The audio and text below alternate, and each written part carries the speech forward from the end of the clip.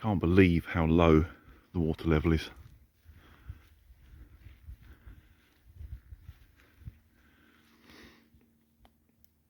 Normally, I'm sure you can see the water's up to those trees. This bank, this side, all that light green is all fresh growth where it's emerged from the water. Around the bend there, you can see rocks in the bank up at a fair old height, and normally all covered. And of course the other thing with this strange weather we've been having, I don't know quite how well it makes out on film over there, we've got that blue-green algae, which is not pleasant. Certainly if you let your dog in the water, it'll make your dog quite ill. As much as I'm not a fan of being out in the rain, we really do need some. These little boats on the edge of the water, if I pan that way, up there is their little launching dock from the normal water level. That'll give you an idea of how much it's dropped. Huge volume of water missing.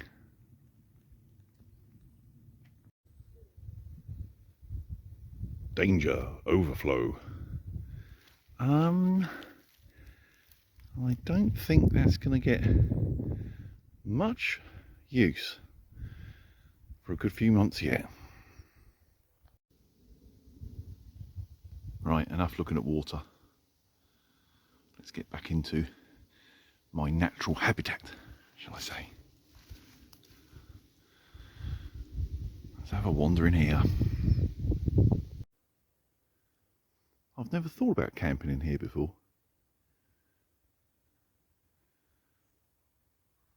As you can probably hear, or not, just about silent. I am in the middle of nowhere though. I've come inland about 10 miles. I think I'm going to work my way up through there, up to the high ground. I found one of the old pits in this ancient wood. This is ancient, this one. I think it's got to be 400 years old or older to classify as ancient woodland, which this is. Was all part of the High Weald that covered all this area. And this is probably where they were digging out iron ore for making iron in the area. It's quite famous for its iron, and also the area is quite famous for making gunpowder.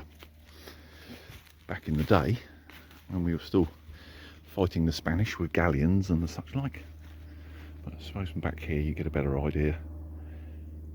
It's not deep because the iron ore is quite close to the surface. It probably drops in about 6 or 8 feet, and you can just about make out the old path there where they came out. Several small holes around here, like one there, one over there, because they were dug lots of shallow pits just to try and follow like the seam of iron ore. It was all pretty basic back in them days. You can see more holes over that way. At this point they obviously struck a good seam and just kept digging. The other thing, the reservoir where I was just now is at the bottom of this bank. Obviously before it was a reservoir, there was a river through there, several rivers connecting, and you could have probably navigated back to the sea from here. So it made sense to dig here rather than take it all out by horse and cart. You could lower it onto some sort of barge or boat and get it out to where it needed to go for its processing, smelting. Interesting little area. I'm going to walk around here a little bit more.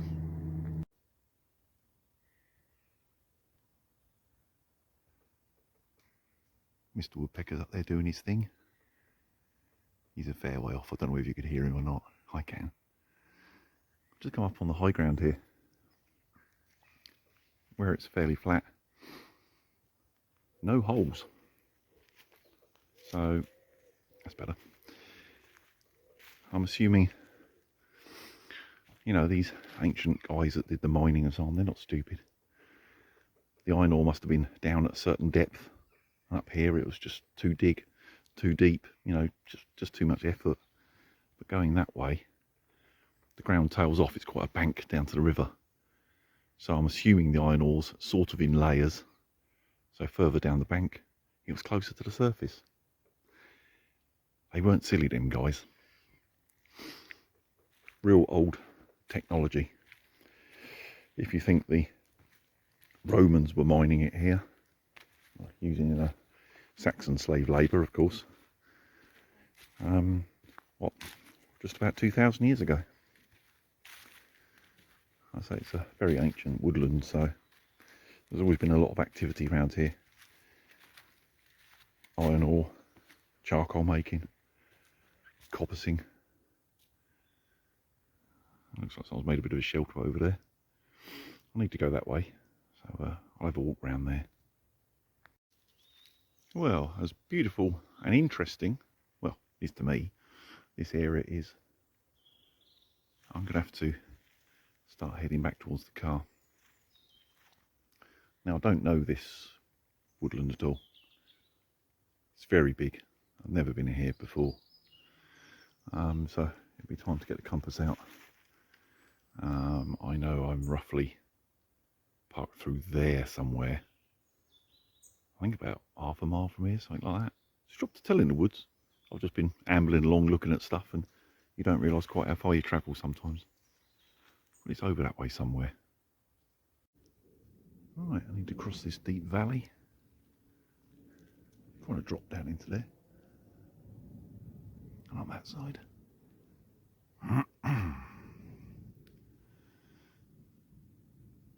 I am hearing some movement up there.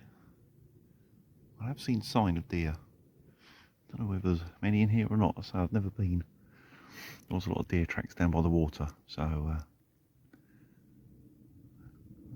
quietly up that side and might spot something. That movement I heard, just bloody squirrels jumping about from tree to tree, knocking the small branches and acorns and stuff down. But when the woods is quiet, it sounds surprisingly loud. It's a lovely spot. One to put in the memory bank for an excursion at some point. Certainly a place to visit again.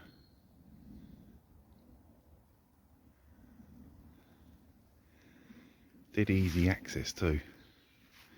No long hiking. Because if I keep turning on the spot here, I will be going towards the sun. I'll try and avoid it as much as possible. Hey, see that car go past? Yeah. Take the brightness down a little bit. Centre a shot there. There's the gate onto the road. Can't quite see the car. I'm parked just to the left. So, 100 feet in. And it's like this. And there's miles of it. Literally.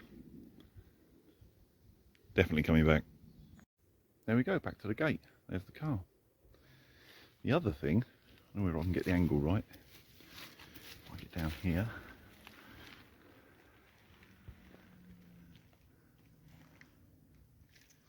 Woodland Trust.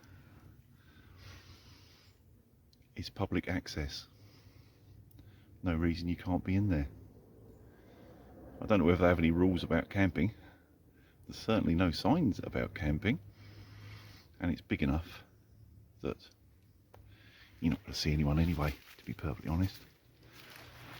Let's walk out onto the lane here.